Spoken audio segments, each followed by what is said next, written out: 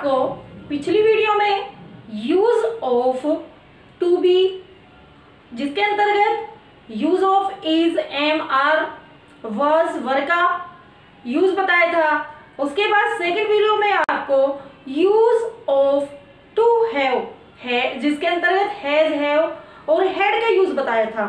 और आज इसी के थर्ड पार्ट में हम आपको बताने जा रहे हैं use of it and use of their. Students, ये दोनों बहुत ही कॉमन वर्ड है जिसका हम अक्सर यूज तो करते हैं। देखा जाए तो इसका कोई विशेष अर्थ नहीं है, लेकिन ट्रांसलेशन को बहुत ही इजी और ब्यूटीफुल बनाने के लिए हम इन दोनों वर्ड का यूज करते हैं। स्टूडेंट्स, जैसे मैथ में बहुत सारे अनेक मैथ के सम को करने के लिए रूल्स दिए जाते हैं, उसके कुछ फॉर्मूलेज होते हैं, इसी तरह इंग्लिश में ट्रांसलेशन के भी अपने कुछ विशेष रूल होते हैं जिनको हमने आपके लिए बहुत ही इजी वे में बताया है।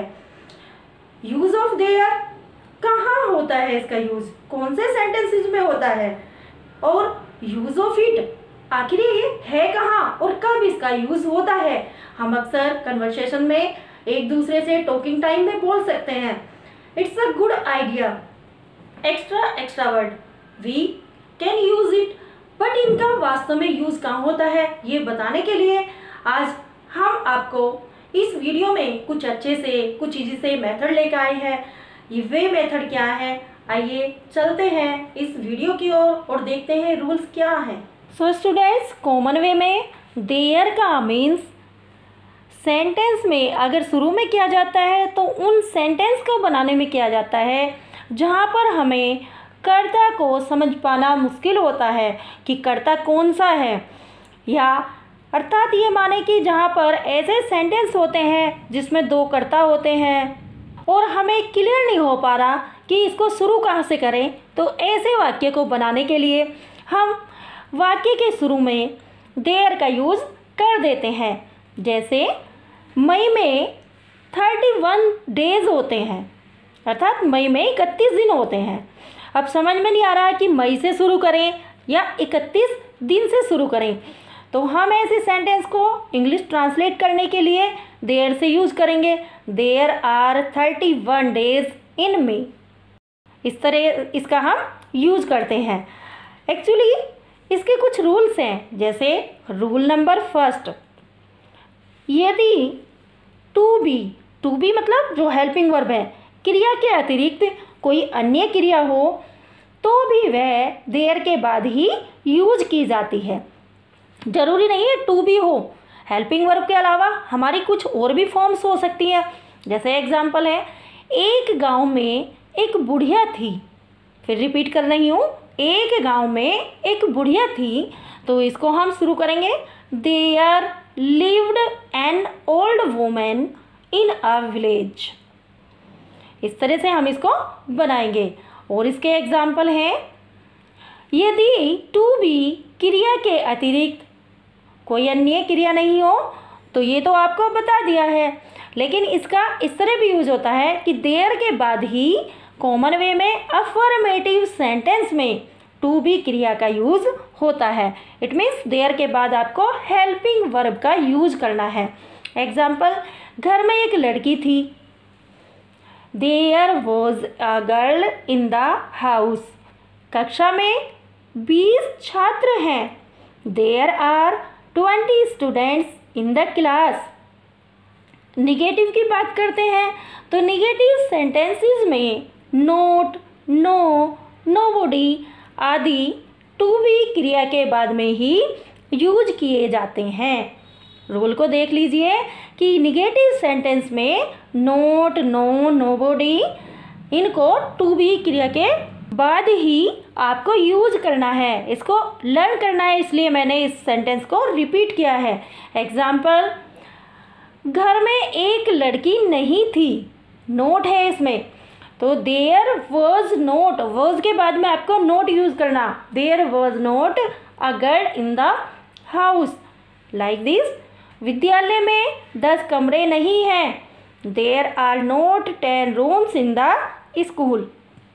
इंट्रोगेटिव सेंटेंसेस में टू बी यानी जो हेल्पिंग वर्ब है वो देयर से पहले यूज की जाती है। एग्जाम्पल, क्या मई में 31 दिन होते हैं, अर्थात क्या मई में 31 दिन होते हैं, तो आर देयर 31 डेज इन मई।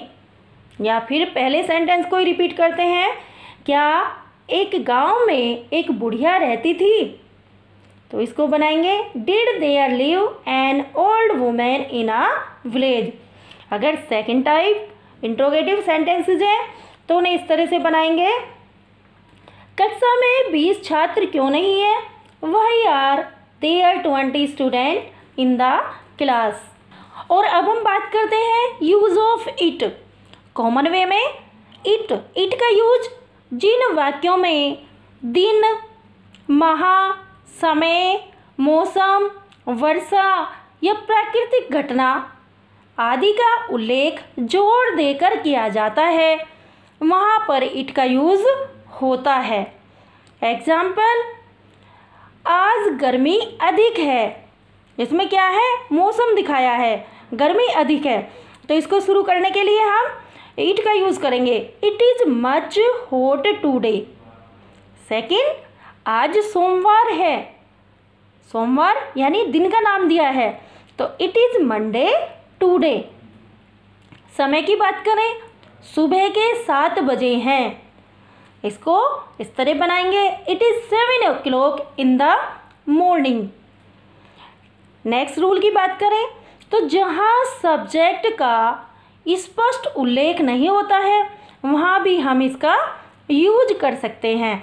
यानी कोई सब्जेक्ट नहीं है, हमारी कोई फीलिंग है या कोई हमारी थिंकिंग है, वहाँ पर भी हम यूज कर सकते हैं। पर्सोनिफिकेशन क्या है किसी चीज़ को, जैसे कि झूठ बोलना पाप है, झूठ बोलना पाप है, तो इसको इट से शुरू करेंगे, it is a sin to tell a lie. इसी तरह से एक अलग सेंटेंस इस तरह का भी हो सकता है, यह वही है जिसने मेरी सहायता की, तो इसको ट्रांसलेट इस तरह करेंगे, it is he who helped me. और अगर ये सेंटेंस बात करें तो एक फीलिंग का भी हो सकता है, जैसे झूठ बोलना पाप है, इसको जो है पर्सोनिफिकेशन क्या है कि झूठ को क्या माना है, it is a sin to tell a lie. Next rule, negative, अर्थात अगर हम निगेटिव सेंटेंस बनाएंगे और या इंट्रोगेटिव सेंटेंसेस बनाएंगे तो उनके रूल्स जैसे आपको देयर के बताए थे उसी तरह से होंगे। फिर भी मैं इसका आपको एग्जांपल देती हूँ कि इंट्रोगेटिव सेंटेंसेस में हेल्पिंग वर्ब को इट से पहले हम यूज कर देंगे। एग्जांपल, क्या घर के बाहर अंधेरा है, तो इज, इसको पहले लगाएंगे, कैपिटल इज, आई को कैपिटल बना के, is it dark outside the house, और लास्ट में क्वेश्चन मार्क लगा देंगे। इंट्रोगेटिव का सेकंड एग्जांपल, क्या मार्च का महीना था, was it the month of March, question mark लगा देंगे। निगेटिव सेंटेंसेस में हेल्पिंग वर्ब के बाद नोट का यूज करते हैं, जैसे जोर से वर्षा नहीं हो रही थी, तो इसको हम इस तरह से ट्रांसलेट करेंगे, it was not, helping verb के तुरंत बाद नोट लगाएंगे, it was not raining heavily. या आज सोमवार नहीं है, तो it is not Monday today. इस तरह से हम इन सेंटेंसेस को बार बार रिपीट करके अच्छे से इसकी एक्सरसाइज कर सकते हैं। So students, I hope you would understand it very well. आपको ये वीडियो अच्छे से समझ में आई होगी और बहुत ही इजी लगी होगी।